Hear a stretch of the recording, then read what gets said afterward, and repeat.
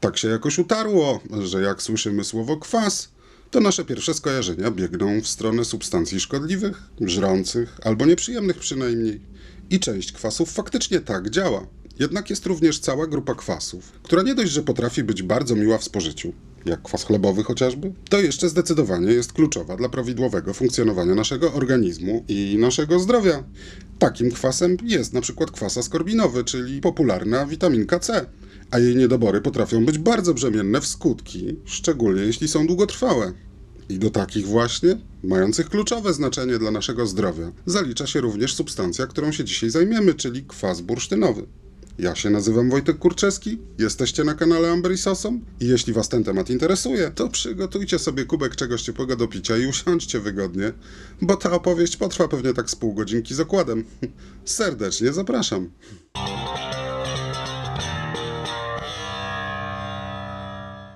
Na początek wypadałoby powiedzieć słów kilka, skąd się w ogóle wzięła ta nazwa kwas bursztynowy. Bo jak się okazuje, jest to substancja występująca powszechnie i na dodatek we wszystkich absolutnie organizmach oddychających tlenem. Od najbardziej prymitywnych jednokomórkowców poczynając, a na najbardziej skomplikowanych, takich jak nasze ciało, kończąc.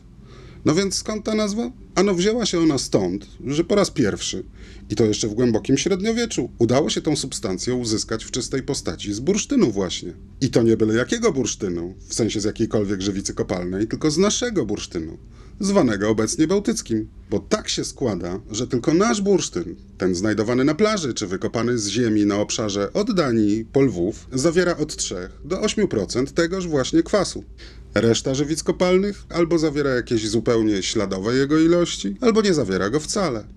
I wyobraźcie sobie, że już w głębokiej starożytności, zarówno w Grecji, Sumerze, Egipcie czy Chinach, zdawano sobie z tego sprawę. Oczywiście nie z tego, że nasz bursztyn zawiera kwas bursztynowy, tylko z tego, że z jakiegoś powodu jest on unikalny w tym, w jaki sposób działa na ludzki organizm. I choć znano i pozyskiwano inne żywice kopalne w tamtych czasach, i to znacznie bliżej miejsc występowania tych starożytnych cywilizacji, to wszystkie one wiedziały, na czym polega różnica, mniej więcej skąd się ten nasz bursztyn bierze, miały nań osobną nazwę i gotowe były płacić zań równowartość jego wagi w złocie. Jakiś relikt tego wszystkiego możemy odnaleźć w starożytnej Grecji. Właśnie tam złociście pobłyskujące bryłki bursztynu nazywano elektron. Dokładnie tak samo określano stop srebra ze złotem, z którego wybijano pierwsze na świecie monety.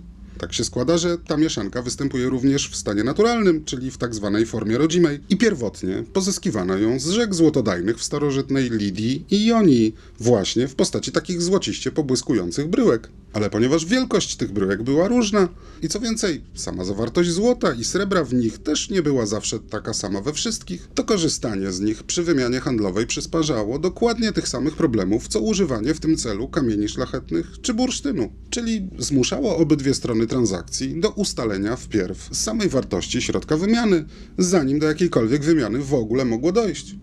Dodatkowo, strona przyjmująca w zapłacie te rodzime bryłki elektronu, o ile nie znała się bardzo dobrze na tym, jak sprawdzić na szybko zawartość złota i srebra w tej mieszance, musiała na słowo wierzyć w jego jakość. I to były jedne z głównych powodów, dla których w VII wieku przed naszą erą lidyjscy królowie wpadli na pomysł, żeby i jedno, czyli wagę, i drugie, czyli zawartość kruszcu w mieszance, jakoś unormować. A gwarancją odpowiedniej wagi i jakości kruszcu stał się odbity na bryłce stempel, inny dla każdego miasta i panującego w nim władcy. I tak właśnie powstały pierwsze monety. Początkowo zresztą bite stemplem tylko z jednej strony, bo ten kwadratowy relief z drugiej to jest tylko ślad po bolcu, który miał wchodzić w monetę na tyle głęboko, żeby wykazać, że całość jest wybita z tej samej jakości stopu, a nie, że jakiś tańszy metal został tylko pokryty cienką jego warstewką. Na wiele się to zabezpieczenie jednak nie zdało, bo sama technologia złocenia innych metali znana była bardzo dobrze już wiele wieków wcześniej. I udatne fałszerstwa tych pierwszych monet pojawiają się niemalże równocześnie z nimi. Tak samo zresztą jak monety, od niepamiętnych czasów fałszowano również i bursztyn. Na przykład u Pliniusza Starszego zachował się opis, w jaki sposób robili to starożytni Hindusi. Według niego gotowali oni pod ciśnieniem świeżą żywicę sosnową w wieprzowym tłuszczu, a na koniec barwili ją jeszcze purpurą bądź kermesem. Czy faktycznie tym sposobem da się uzyskać coś przypominającego bursztyn? Nie wiem. Ale wiem, że przedmiotów nieposiadających wysokiej wartości się nie fałszuje. Bo i po co? Zysk z tego żaden. Natomiast możliwość podpięcia się pod określenie związane z dużą wartością jest w stanie przynieść ogromne zyski. I to właśnie był główny powód, dla którego już w XIX wieku zaczęto dla celów komercyjnych, handlowych, pożyczać sobie nazwę bursztyn nie tylko na określenie innych żywic kopalnych, ale również różnych dziwnych sztucznych tworów. Zmieniano i wprowadzano nowe klasyfikacje tego, co można nazywać bursztynem, właśnie w celu ukrycia pewnej prawdy, oczywistej dla wszystkich jeszcze kilka wieków wcześniej, że ze względu na odmienny od innych żywic kopalnych skład chemiczny, tylko nasz bursztyn zawiera substancje dobroczynne dla zdrowia i tylko on zasługuje na to, żeby go w ogóle bursztynem nazywać, a cała reszta nie. Właśnie ze względu na zawartość kwasu bursztynowego, bursztyn jest tylko jeden, nasz. Cała reszta to uzurpacja taka sama jak diament Herkimera, będący jedynie charakterystycznie ukształtowanym kryształem górskim, nie mającym nic wspólnego z prawdziwymi diamentami. Ani pod względem wartości, ani struktury, czy samego składu chemicznego. No dobrze, może trochę przydługi ten wywód, ale musiało to gdzieś wreszcie zostać głośno i wyraźnie powiedziane. I właśnie z tego powodu, że zawartość kwasu bursztynowego to jedna z podstawowych cech wyróżniających nasz bursztyn od całej reszty żywic kopalnych, to film o tym właśnie kwasie, na kanale którego przewodnim tematem jest bursztyn. To moim zdaniem najlepsze miejsce na to. I ostatnia już rzecz, zanim wrócimy do głównego tematu tego filmu, to ogromne podziękowania dla wszystkich osób wspierających tą inicjatywę na Patronite. To na waszą prośbę i dzięki waszemu wsparciu powstał ten film, więc w imieniu swoim i wszystkich oglądających pięknie dziękuję. A w opisie pod spodem zostawiam link do naszego Patronite'a dla wszystkich, którzy chcieliby wesprzeć rozwój tego kanału w jakiś inny sposób niż subskrypcja czy lajki, za które oczywiście również pięknie dziękuję. Swoją drogą, bardzo fajna społeczność bursztynowych fanatyków tam się utworzyła przez lata. Jeśli chcielibyście do niej dołączyć, to oczywiście serdecznie zapraszamy. Myślę, że warto tam zajrzeć po filmie choćby tylko po to, żeby zobaczyć, co dla siebie możecie zyskać za wasze wsparcie. I teraz już przechodzę do sedna. Oczywiście, że kwas bursztynowy posiada dobroczynny wpływ na zdrowie, wiedziano już kilkaset lat wcześniej. Jednak do tego, żeby zrozumieć dokładnie, jaka jest jego podstawowa rola w ludzkim organizmie, trzeba było czekać aż do początków XX wieku. A konkretnie do 1937 roku, kiedy to po latach badań Hans Krebs przedstawił po raz pierwszy światu opracowanie cyklu przemian chemicznych zachodzących w komórkach wszystkich żywych organizmów oddychających tlenem. Zresztą w 1957 dostał za to Nagrodę Nobla, a sam cykl jest obecnie od jego nazwiska nazywany cyklem Krebsa. Proces tych przemian jednych związków chemicznych w drugie jest tak długi i skomplikowany, że nie zamierzam wam go tutaj w szczegółach tłumaczyć. Niczego by to zresztą nie rozjaśniło w takim stopniu, w jakim pomocne może być dla was zrozumienie, w jaki właściwie sposób oddycha komórka, co to w ogóle znaczy i do czego w tym procesie jest jej potrzebny kwas bursztynowy. Na początek wypadałoby zaznaczyć, że oddychanie na poziomie komórkowym to proces całkowicie odmienny od tego, który znamy z własnego doświadczenia. Obraz, który na ogół powstaje w naszej głowie, kiedy myślimy o oddychaniu, to zwykle proces wymiany gazowej. Mocno upraszczając, podczas wdechu pobieramy z powietrza tlen, a podczas wydechu oddajemy do środowiska dwutlenek węgla. I jeśli chodzi o oddychanie na poziomie organizmu jako całości, to na potrzeby tej narracji właściwie na tym możemy poprzestać. Co się jednak dzieje z tlenem, kiedy już się do naszego organizmu dostanie i po co on jest tam potrzebny? Oczywiście za pomocą czerwonych krwinek tlen jest transportowany do komórek w naszym ciele. I kiedy już do nich trafi, rozpoczyna się cały szereg procesów nazywanych oddychaniem komórkowym, który wygląda zupełnie inaczej niż ta prosta wymiana gazowa, przyswojona przez nas na lekcjach biologii. Uważam wręcz, że nazywanie tych wszystkich przemian chemicznych oddychaniem tak naprawdę tylko zamyla cały koncept. Już tłumaczę dlaczego i postaram się najprościej jak potrafię. Każda komórka, czy to człowieka, roślin, czy zwierząt, posiada tak zwane mitochondria. Jedne komórki mogą mieć ich kilka, inne kilka tysięcy, ale dla naszego wywodu ilość tych mitochondriów jest znacznie mniej istotna niż funkcja, jaką one w komórce pełnią. A są to bardzo specyficzne fabryki paliwa. Można powiedzieć takie komórkowe rafinerie. I to w nich właśnie dochodzi do tych wszystkich skomplikowanych przemian, nazywanych cyklem Krebsa bądź komórkowym oddychaniem. I właśnie tutaj wkracza na scenę kwas bursztynowy, bo jest on jedną z niezbędnych substancji potrzebnych do prawidłowego zamknięcia całego tego cyklu, dzięki któremu mitochondria wytwarzają i gromadzą chemiczne paliwo niezbędne komórkom do funkcjonowania i życia, czyli kwas ATP. Ujmując rzecz w telegraficznym skrócie, pozyskana z jedzenia glukoza i tlen z oddychania w trakcie tych wszystkich przemian chemicznych przeobraża się ostatecznie w cząsteczki kwasu ATP, a produktami ubocznymi tego procesu są dwutlenek węgla i woda. Sam kwas ATP, czyli adenozynotrójfosforan, jest uniwersalnym i wielofunkcyjnym koenzymem. To chemiczne paliwo jest wykorzystywane przez organizm w bardzo różnych procesach życiowych. Między innymi podczas wykonywania ruchów mechanicznych, przekazywania impulsów nerwowych, tworzenia nowych komórek, czy przenoszenia niektórych substancji przez błonę komórkową. I wszystko jest cacy i działa pięknie, tak długo jak ten cykl Krebsa się w pełni domyka. Natomiast jeśli z jakiegoś powodu zostanie on zakłócony bądź ustanie, to komórka przestaje funkcjonować prawidłowo. Wcześniej czy później. Wszystko zależy, ile tego paliwa ATP miała w zapasie. I stąd moje skojarzenie z rafinerią i silnikiem samochodowym, bo zarówno w komórce, jak i w samochodzie. Jak nie zatankujesz, to daleko nie zajedziesz. Jak już powiedziałem wcześniej, kwas bursztynowy pełni kluczową rolę w całym tym procesie wytwarzania energii i każda komórka produkuje go sobie sama, na ogół w wystarczających ilościach. Natomiast jeśli kwasu bursztynowego w komórce brakuje, to nie dość, że cykl Krebsa jest zaburzony i wystarczające ilości paliwa, czyli ATP, nie są wytwarzane, to jeszcze dodatkowo nie dochodzi do wykorzystania całego nagromadzonego w komórce tlenu, a ten jako pierwiastek przejawiający wysoką aktywność chemiczną zaczyna z innymi substancjami zgromadzonymi w komórce tworzyć wolne rodniki, czyli tak zwane oksydanty. A to już są związki bardzo niebezpieczne dla zdrowia. I jeśli przez dłuższy czas gromadzą się w komórce w nadmiernych ilościach, mogą doprowadzić do wielu szkód, objawiających się różnymi chorobami, w tym również nowotworami. Na szczęście kwas bursztynowy może być dostarczany do komórek również z zewnątrz. Szczególnie tych komórek, które z jakiegoś powodu same nie produkują go sobie w wystarczających ilościach. Dzięki temu procesy oddychania komórkowego można na powrót przyspieszyć, obniżając przez to ilość zawartego w komórkach niewykorzystanego tlenu i tym samym zmniejszyć prawdopodobieństwo pojawienia się wolnych rodników oraz ochronić aparat dziedziczenia mitochondriów i komórki przed niepożądanymi zmianami i zwyrodnieniem, a organizm przed chorobą i przedwczesnym starzeniem się. I tu właściwie wypadałoby powiedzieć, w jaki sposób można sobie niedobory tego kwasu bursztynowego uzupełniać. Jednak zanim do tego przejdziemy, trzeba oddać kredyt lekarzowi, z którego wiedzę i doświadczenia w dużej mierze korzystałem przy tworzeniu całego tego filmu. Mowa oczywiście o doktorze Iwanie Nieumywakinie, który jest autorem książki Bursztyn na straży zdrowia. Jest to postać znana głównie w kręgach osób zainteresowanych początkami kosmonautyki, bo był on jednym z członków zespołu wsparcia medycznego i biologicznego drugiego na świecie grupowego lotu kosmicznego dwóch statków kosmicznych Wostok 5 i Wostok 6, który odbył się w 1963 roku, a podczas którego pierwszy raz na świecie w kosmos poleciała kobieta.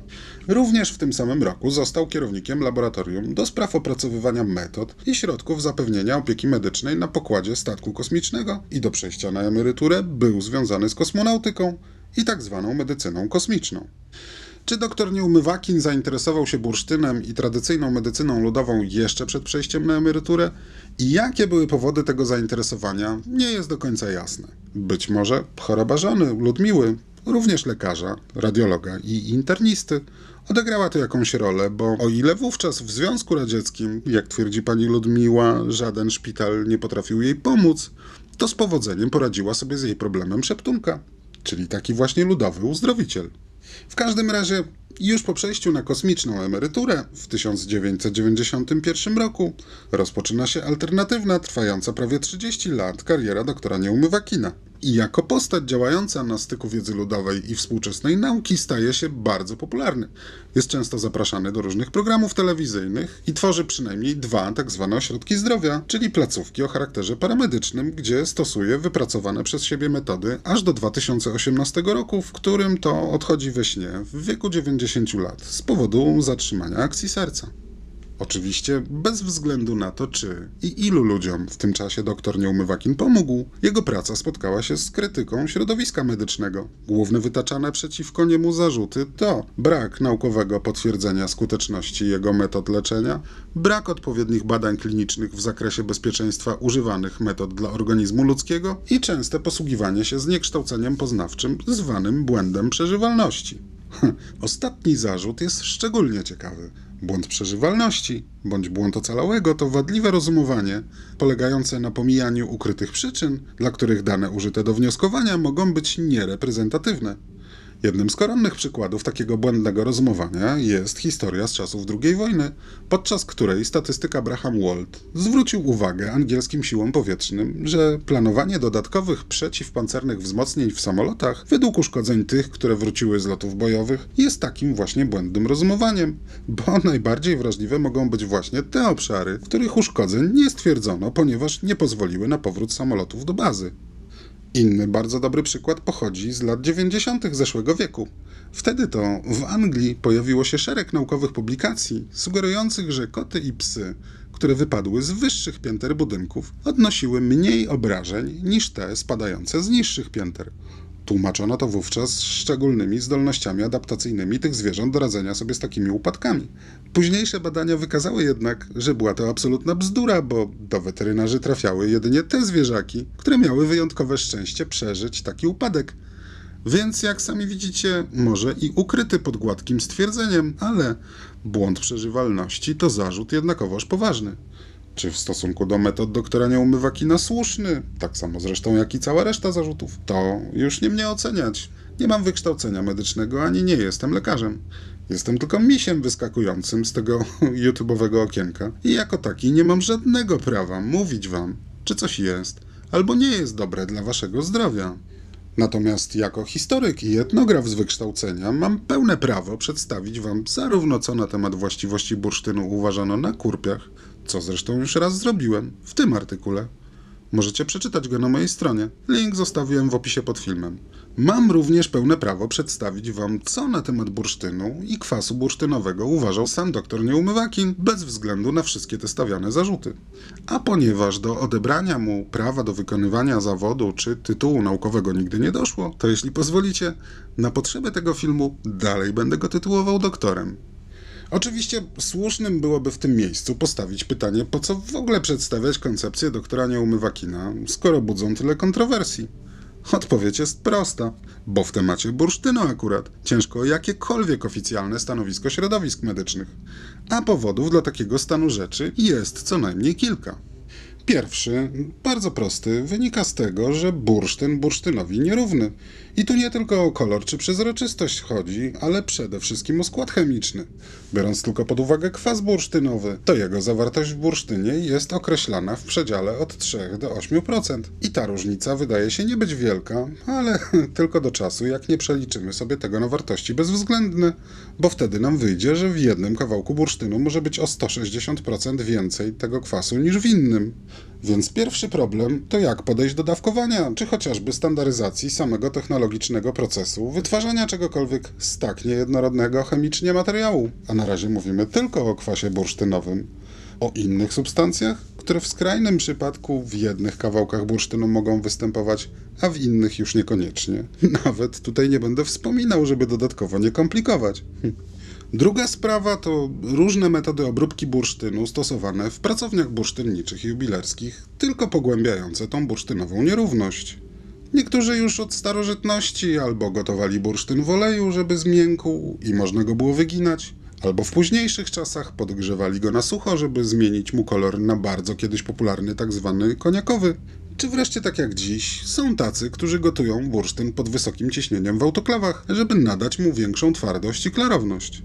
Oczywiście na rynku można również spotkać bursztyny poddane jedynie obróbce na zimno, ale w każdym z tych wyżej wymienionych procesów bursztyn jest traktowany temperaturą na tyle wysoką, że powoduje to uwolnienie się z niego zarówno kwasu bursztynowego, jak i innych substancji lotnych i olejków eterycznych mogących mieć pozytywny wpływ na nasze zdrowie.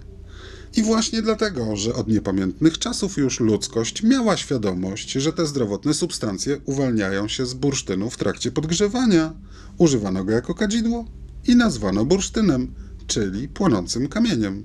Wiedza ta przetrwała w jakiś szczątkowy przynajmniej sposób choćby i u nas na Kurpiach, gdzie poza tym, że bursztynem kadzano w kościele w trakcie mszy, to również okadzano suto całe wsie i wszystkie izby mieszkalne w trakcie zarazy tzw. morowego powietrza. A nawet i bez zarazy okadzano sowicie izby połogowe, czyli takie, w których miał być przyjmowany poród. I robiono tak nie tylko ze względu na wiarę, że bursztyn przegania złe, morowe powietrze, ale uważano również, że ma zdolność łagodzenia bólu i znoszenia skurczy. I jeśli by faktycznie tak miało być, to może i przestarzały i prymitywny, ale jednak jakiś sposób na sterylizację pomieszczeń operacyjnych przy jednoczesnym znieczuleniu pacjenta to jednak był. A w każdym razie jedyny, jaki był kurpiom wówczas znany. Czy skuteczny? To już trzeba by się było zagłębić w statystyki zgonów spowodowanych powikłaniami poporodowymi i to z różnych regionów kraju i porównać, jak się sprawa miała zarówno tam, gdzie okadzano izby przed porodem, jak i tam, gdzie nie stosowano tej techniki. Ja do takich statystyk dostępu nie mam i śmiem wątpić, czy w ogóle w XVIII i XIX wieku ktoś takie prowadził, więc myślę, że nie tylko ja nie umiem udzielić odpowiedzi na to pytanie. W każdym razie nawet kurpie mieli świadomość, że bursztyn bursztynowi nierówny i do wytwarzania różnego rodzaju medykamentów używali tylko oczyszczonego z zewnętrznej kory bursztynu przezroczystego w kolorze lipowego miodu. A skoro już o medykamentach mowa, to dochodzimy do trzeciego problemu związanego z badaniami medycznymi nad bursztynem, czyli do samej ich metodologii. Otóż, jak w dzisiejszych czasach takie badania wyglądają, wiem z jednej strony od lekarza pracującego na oddziale intensywnej terapii w jednym z warszawskich szpitali, a z drugiej od naukowca, który tego typu badania wykonuje dla jednego z największych koncernów farmaceutycznych na świecie. A sprawa ma się następująco. Żeby można było uznać działanie jakiejkolwiek substancji za bezpieczne i potwierdzone medycznie, musi pochylić się nad tym jakiś ośrodek badawczy. To są całe zespoły naukowców, laboratoria oraz specjalistyczne maszyny i technologie, których koszt utrzymania najczęściej liczony jest w milionach dolarów. A jakby tego jeszcze było mało, to wyniki uzyskane w jednym z takich ośrodków muszą zostać potwierdzone niezależnie w innej tego typu placówce na świecie. Czyli ile by tych milionów nie wyszło, to trzeba je jeszcze pomnożyć razy 2. Kogo stać na takie badania? Głównie największe koncerny farmaceutyczne, które później starają się odzyskać wyłożone środki, utrzymując patenty na wynalezione receptury i czerpiąc zyski ze sprzedaży leków. I tu z jednej strony na szczęście i na nieszczęście z drugiej rozbijamy się o ścianę. No bo jak opatentować substancję, którą każdy, będąc na wakacjach na przykład, może sam sobie podnieść z plaży za darmo. A ponieważ pieniędzy zainwestowanych w badania nad bursztynem nie da się odzyskać, to raczej nie ma się co spodziewać, żeby ktoś w najbliższym czasie, i to ktoś obdarzony wystarczającymi funduszami, wiedzą i władzą, zechciał się ich podjąć. I taki to ambaras, jak sami widzicie. Sprawa trudna, ale tak długo jak faktycznie możemy sobie za darmo ten bursztyn z plaży zbierać, nie beznadziejna. No dobrze, myślę, że teraz już, mając cały czas z tyłu głowy wszystko to, co powiedziałem przed chwilą, możemy przejść do informacji, jakie na temat bursztynu i kwasu bursztynowego zebrał w swojej książce dr Nieumywakin. Po pierwsze, winien wam jestem wyjaśnienie, jak w prosty sposób można sobie niedobory kwasu bursztynowego samemu uzupełniać. Oczywiście, ponieważ występuje on we wszystkich komórkach oddychających tlenem, to najprostszym sposobem, poza tabletkami z tym kwasem, są odpowiednie produkty spożywcze. Spore jego ilości można spotkać w zielonych owocach, takich jak agrest czy winogrona. Również rabarbar i rzepa się tutaj łapią, a także kwaśne produkty mleczne, takie jak kefir czy biały ser. Doktor wymienia też wina gronowe, ostrygi czy naturalne, octy winne i jabłkowe. Spirytusowe już nie, bo te nie są produktem bakteryjnego rozpadu kwasów winnych czy jabłkowych. Natomiast zdecydowanie największą ilość kwasu bursztynowego w produktach spożywczych odnajdujemy w miodzie. Jest go tam około 1 promila, czyli do 1 grama na kilogram miodu. W kilogramie bursztynu możemy znaleźć od 30 do 80 gramów tego kwasu. No ale bursztynu przecież nikt jeść nie będzie. Za to możemy go profilaktycznie nosić, bo podgrzewany temperaturą ludzkiego ciała będzie stopniowo ten kwas uwalniał. A ponieważ jest on się w stanie z powodzeniem wchłaniać przez skórę, a organizm sam go sobie później dostarczy tam, gdzie jest najbardziej potrzebny, to noszenie naturalnego bursztynu wydaje się być całkiem rozsądnym rozwiązaniem, również jako metoda uzupełniania niedoborów kwasu bursztynowego. W tym świetle zupełnie innego wydźwięku nabiera sama idea różańca wykonanego z bursztynu. I tu już bez znaczenia, czy mowa o różańcu katolickim, muzułmańskim tasbichu, czy tybetańskiej mali. Ponieważ kwas bursztynowy wzmacnia działanie układu immunologicznego, wykazuje działanie przeciwzapalne oraz grzybo-, wiruso- i bakteriobójcze, to wszędzie tam, gdzie ze względu na utrudniony dostęp do czystej wody umycie rąk przed posiłkiem nie było możliwe, rozgrzewanie bursztynowych paciorków przez pocieranie ich w palcach to może i prymitywny, ale nierzadko jedyny sposób na doraźną dezynfekcję i zabezpieczenie się przed niepożądanymi drobnoustrojami. I to może być jeden z powodów, dla których takie właśnie różańce do dziś są wysoko cenione i używane w pustynnych krajach arabskich. A do najbardziej poszukiwanych oczywiście należą te wykonane z białego bursztynu, czyli zawierającego największe ilości kwasu bursztynowego. Współczesna medycyna zresztą również z tej wiedzy korzysta na szeroką skalę, bo poza wszelkimi przemysłowymi zastosowaniami kwas bursztynowy używany jest dzisiaj m.in. do syntetyzowania witamin z grupy D, tak często grających główną rolę w reklamach w okresie chłodnym, czyli od jesieni do wiosny. Oczywiście, łykając te witaminy, mielibyśmy sobie podnosić ogólną odporność organizmu i w tym miejscu chyba warto się również pochylić nad tym, dlaczego miałoby nam jej brakować. Otóż nawet w młodym i zdrowym organizmie mogą wystąpić niedobory kwasu bursztynowego. Najczęściej jest to związane ze wzmożonym wysiłkiem fizycznym, umysłowym bądź długotrwałym stresem. Każda z tych sytuacji wymaga od organizmu zwiększenia produkcji energii, a jak już ustaliliśmy wcześniej, w jej produkcji kwas bursztynowy odgrywa kluczową rolę, więc i jego ilości wykorzystywane w tych procesach się z jednej strony zwiększają, a z drugiej właśnie spadek odporności jest jednym z pierwszych objawów niedoboru kwasu bursztynowego w organizmie. I właśnie, żeby temu zapobiec, zarówno w medycynie chińskiej, jak i w starożytnej Grecji, Rzymie, czy nawet u nas na Kaszubach i Kurpiach, profilaktycznie noszono bursztyn, bądź wykonywano z niego różnego rodzaju mikstury, zarówno do użytku wewnętrznego, jak i zewnętrznego. Oczywiście stanem, w którym organizm potrzebuje zwiększonych ilości energii, jest również choroba. I wcale nie chodzi mi tu tylko o przeziębienie. Żeby zwalczyć jakiekolwiek schorzenie, infekcje czy skutki zatrucia nawet, poza wszelkimi niezbędnymi w takich przypadkach substancjami, potrzebne będą organizmowi naprawdę duże ilości energii. A w każdym razie im większe jej ilości będzie on sobie w stanie wytworzyć w jak najkrótszym czasie, tym więcej sił będzie miał na zwalczenie choroby i dojście do zdrowia. Zresztą kluczowa rola kwasu bursztynowego w procesach wytwarzania energii w komórkach nie jest jedynym sposobem, w jaki wpływa on na prawidłowe funkcjonowanie organizmu. Dodatkowo wywiera on bezpośredni wpływ na takie procesy jak wymiana substancji w komórkach, ułatwia przewodnictwo błony komórkowej i uczestniczy w procesie dostarczania komórkom niezbędnych substancji oraz pozbywania się produktów ubocznych metabolizmu.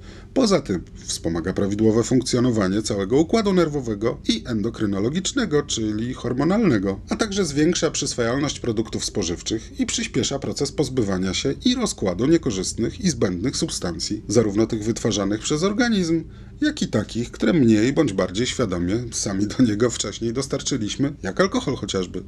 To mogłoby tłumaczyć, dlaczego na ekspozycji w Muzeum Bursztynu w Gdańsku możecie znaleźć tabletki na kaca, wytwarzane ze sproszkowanego bursztynu jeszcze w drugiej połowie XX wieku. Jak ze skutecznością takich tabletek? Nie mam pojęcia, bo nigdy nie próbowałem. Znaczy tych tabletek. A pomimo tego, że sproszkowanego bursztynu zostaje mi teraz ze szlifowania sporo, to dziś również nie wypróbuję tej metody, bo od ponad 10 lat nie używam alkoholu w celach rozrywkowych, więc zatrucie skutkami jego metabolizmu raczej mi nie grozi. Tym bardziej, że do takich poświęceń w celach naukowych nie jestem chyba jeszcze gotowy. Ale jest jeszcze jedna ważna grupa osób, która wykazuje zwiększone zapotrzebowanie na spore ilości kwasu bursztynowego. Właściwie może nie tyle grupa, powinienem powiedzieć, co pewien specyficzny stan, w którym organizm niektórych z Was może się znaleźć. Chodzi mi oczywiście o ciążę. Zarówno w jej trakcie, jak i w okresie poporodowym organizm kobiety potrzebuje ogromnych ilości energii do wszystkich przemian, które w nim w tym czasie zachodzą. A kwas bursztynowy nie tylko ułatwia jej wytwarzanie, ale również pomaga w łatwiejszym przestrojeniu gospodarki hormonalnej, utrzymuje na odpowiednim poziomie immunoodporność, chroni przed toksykozą i redukuje prawdopodobieństwo wystąpienia powikłań. Dodatkowo wzmacnia łożysko i ułatwia dostarczanie dziecku rozwijającemu się w łonie matki tlenu i substancji odżywczych, jednocześnie nie dopuszczając do niego wirusów, bakterii ani toksyn. W okresie poporodowym zaś, w ten sam sposób co poprzednio, pomaga odzyskać siły, ułatwia przestawienie na powrót gospodarki hormonalnej na zwykły tryb i wytwarzanie większych ilości pokarmu dla dziecka. I znowu, ciężko nie przyznać racji mądrości pokoleń. Nie tylko na Kurpiach, bo w innych częściach kraju też sznury bursztynowych korali były jednym z podstawowych prezentów ślubnych. Jeśli nie były przez pannę młodą wnoszone w posagu, to zdecydowanie powinna ona zostać obdarowaną takimi koralami, jako wiano przez przyszłego męża. Zamożna gospodyni musiała mieć takich sznurów przynajmniej 3. I jak się okazuje, być może wcale nie tylko o urodę tych bursztynów chodziło w tym przypadku. I może nie potrafiono tego w dawnych czasach tak dobitnie wytłumaczyć jak my teraz, ale kurpie działali jak najbardziej świadomie, bo bursztynowe korale nosiły nie tylko kobiety, ale również dzieci od najmłodszych lat. A nawet niemowlakom robiono z bursztynu gryzaki. Dzięki temu zarówno kwas bursztynowy, jak i wszelkie inne dobroczynne substancje lotne, uwalniające się z rozgrzanego ciepłem ludzkiego ciała bursztynu, tak mama, jak i bobasy, miały zapewnione w odpowiednich do zapotrzebowania ilościach. Tytułem końca już wypadałoby powiedzieć jeszcze o tym, w jaki sposób dr Nieumywakin stosował kwas bursztynowy w leczeniu swoich pacjentów. I tu jeszcze raz pragnę podkreślić, że jako etnograf i historyk przedstawiam wam jedynie pewne informacje. W żaden sposób nie zamierzam wartościować, czy jego podejście było słuszne, czy nie. Czy którekolwiek z tych metod są powszechnie stosowane dzisiaj w praktyce klinicznej? To już jest pytanie, na które najlepiej odpowie wam wasz lekarz. Nie ja. Ja tylko podaję fakty. Tyle mogę i tylko tyle mi wypada zrobić jako człowiekowi niezwiązanemu w żaden sposób zawodowo z medycyną. Więc na początek pochylimy się nad rzeczą najbardziej oczywistą, czyli chorobami układu oddechowego. Dr Nieumywakin twierdził, że preparaty kwasu bursztynowego wykazują wysoką efektywność w profilaktyce i leczeniu gruźlicy. Pomagają m.in. w minimalizowaniu komplikacji wywołanych skutkami ubocznymi stosowanych w terapii lekarstw, szybszemu polepszeniu samopoczucia hospitalizowanych osób i normalizacji wszystkich funkcji organizmu. Zdecydowanie również skracają okres niezbędny do zlikwidowania objawów intoksykacji gruźliczej, występowania ostrych zaburzeń oddechowych i czas potrzebny do zaniku zwłóknienia tkanki płucnej. Również w przypadkach astmy infekcyjno-alergicznej oraz zapalenia oskrzeli podawane preparaty kwasu bursztynowego powodowały zmniejszoną częstotliwość napadów duszności, objawów ostrych dolegliwości oddechowych i normalizację procesów oddychania. I to zarówno u dorosłych, jak u dzieci czy noworodków wręcz. Dodatkowo u dzieci wyleczonych z zastosowaniem kwasu bursztynowego według doktora Nieumywakina nie dochodziło do ostrego nawrotu choroby. Kolejna grupa schorzeń, w których doktor stosował kwas bursztynowy, to choroby sercowo-naczyniowe. Z wielu różnych powodów, których nie ma sensu tutaj wymieniać, może dojść do uszkodzenia bądź zaburzeń w funkcjonowaniu naczyń wieńcowych i tzw. choroby niedokrwiennej serca.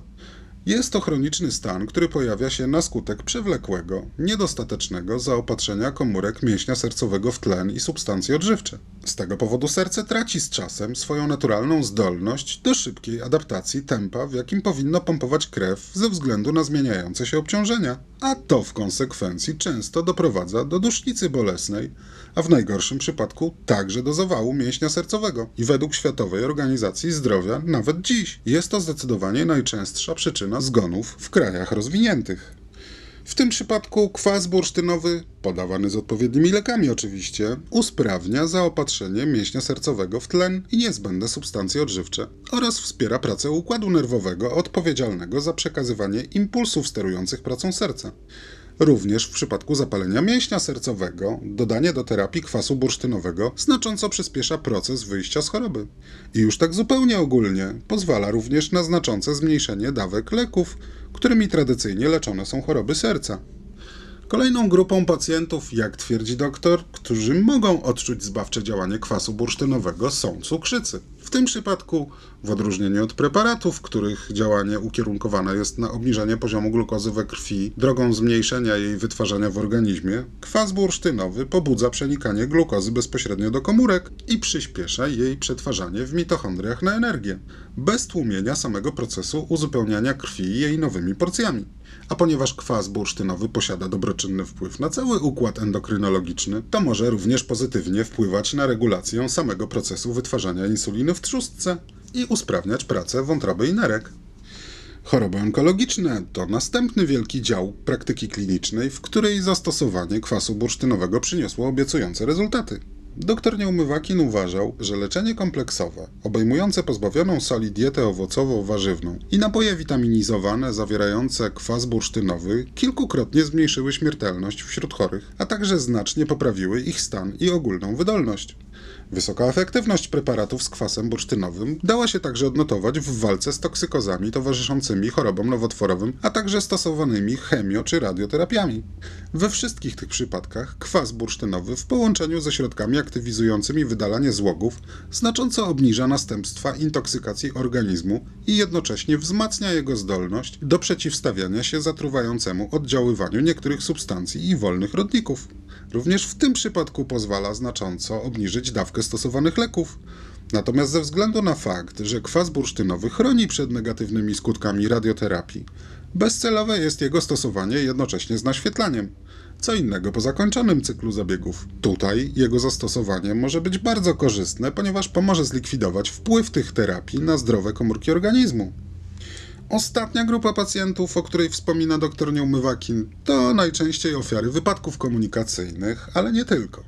Kwalifikują się do niej zarówno wszystkie przypadki ciężkich urazów czaszkowo-mózgowych, jak i pacjenci po przebytej śmierci klinicznej, kiedy zatrzymany na dłużej krwioobieg wywołuje głód tlenowy mogący prowadzić do poważnych uszkodzeń w mózgu i innych organach.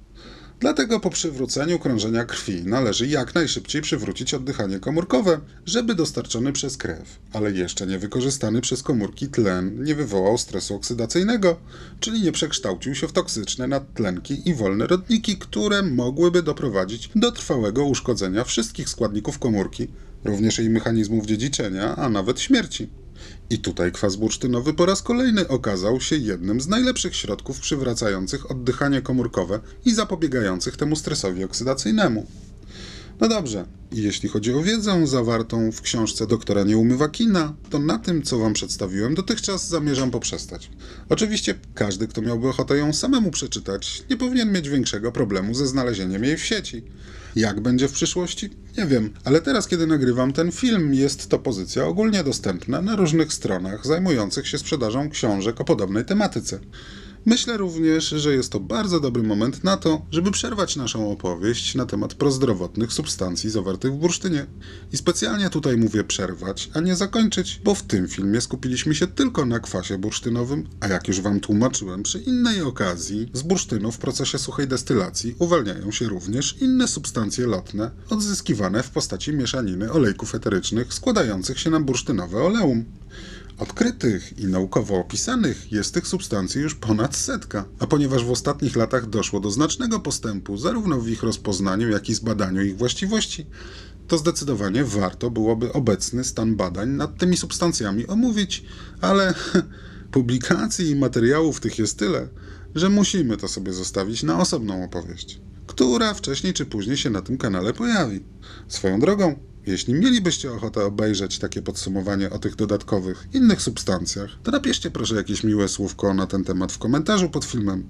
Dla mnie to jest istotne z tego powodu, że jak widzę, że ta wiedza jest komuś potrzebna, to czuję się zdecydowanie bardziej zmotywowany do dalszej pracy.